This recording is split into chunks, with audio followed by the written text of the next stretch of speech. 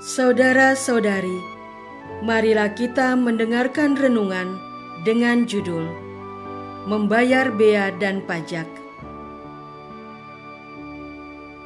yang berdasarkan pada Injil Matius bab 17 ayat 24 sampai 25a.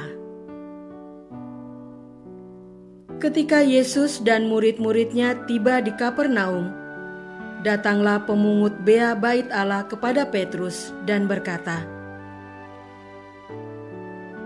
"Apakah gurumu tidak membayar bea 2 dirham itu?" Jawabnya, "Memang membayar." Dalam nama Bapa dan Putra dan Roh Kudus. Amin. Saudara-saudari terkasih dalam nama Tuhan Yesus Kristus, hari ini kita mengetahui tugas seorang pemungut cukai. Dalam Injil, pemungut cukai yang terkenal dan dicatat oleh kitab suci bernama Sakeus. Dari seorang pemungut cukai, Petrus mendapat pertanyaan tentang kewajiban membayar bea bait Allah. Pertanyaannya terkesan tidak sopan, kata pemungut cukai itu.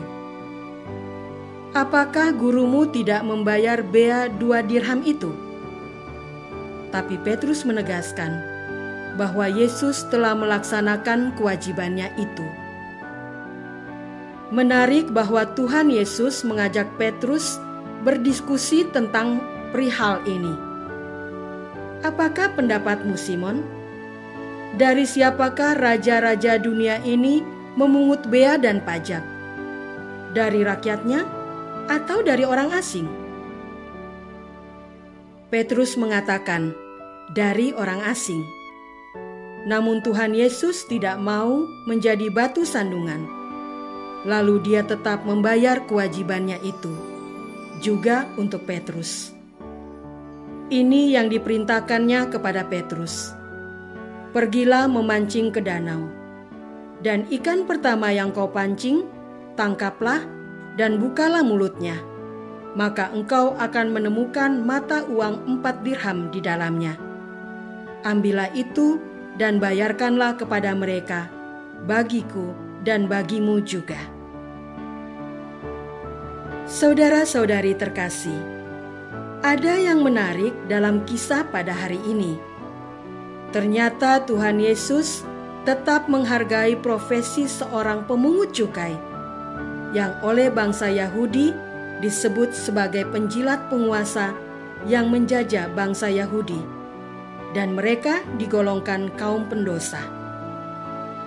Mereka kerap kali disebut sebagai koruptor, karena mengambil dan menarik lebih daripada yang sudah ditentukan. Karena tugasnya memang memungut bea bait Allah, Tuhan Yesus tetap membayar kewajibannya. Namun yang menarik, Tuhan Yesus juga membayar apa yang menjadi kewajiban Petrus.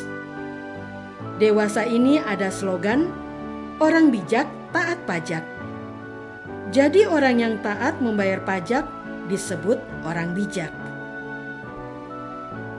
Saudara-saudari terkasih, dapat diterima semboyan orang bijak taat pajak. Tuhan Yesus sebagai warga masyarakat, juga sebagai warga yang menggunakan bait Allah untuk berkebaktian, ketika dikenai bea, ia menunaikan kewajibannya. Pelajaran yang menarik dari peristiwa ini adalah bahwa Tuhan Yesus tidak sendirian melakukan kewajibannya, melainkan dia juga mengingatkan Petrus untuk melaksanakan kewajibannya.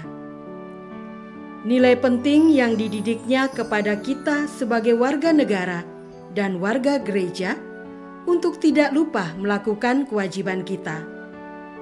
Untuk negara, kita membayar bea, cukai, dan pajak. Tetapi sebagai warga gereja, juga jangan lupa akan kewajiban kita untuk membayar persambahan untuk operasional dan karya pastoral. Saudara-saudari terkasih, sebagai warga gereja Katolik, kita diundang untuk berpartisipasi aktif dalam berbagai bidang kehidupan menggereja. Dalam pelayanan liturgi, kita bisa berperan sebagai anggota KUR, menjadi lektor, prodiakon, atau putra-putri altar.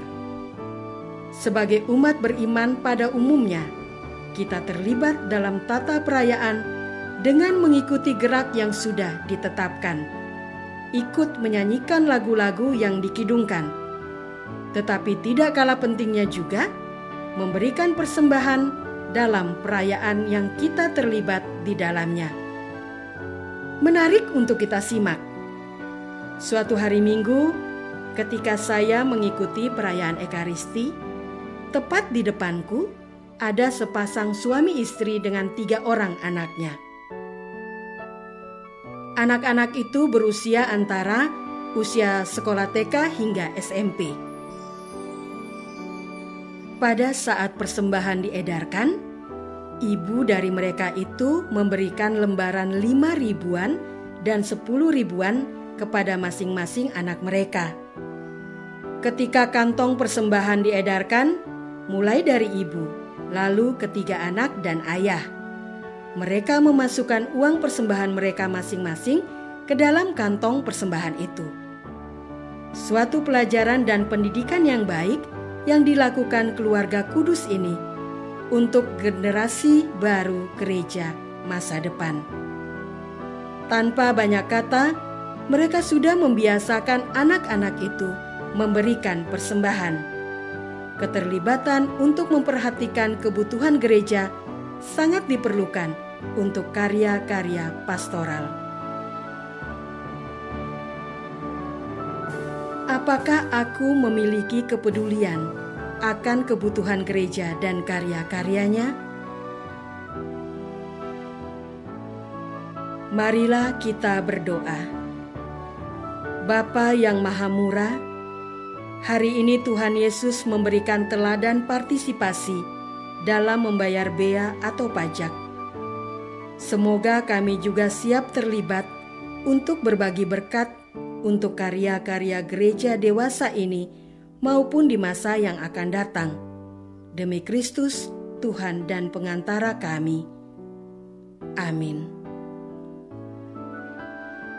Semoga kita semua selalu dinaungi dan dibimbing oleh berkat Allah yang Maha Kuasa, Bapa dan Putra dan Roh Kudus. Amin.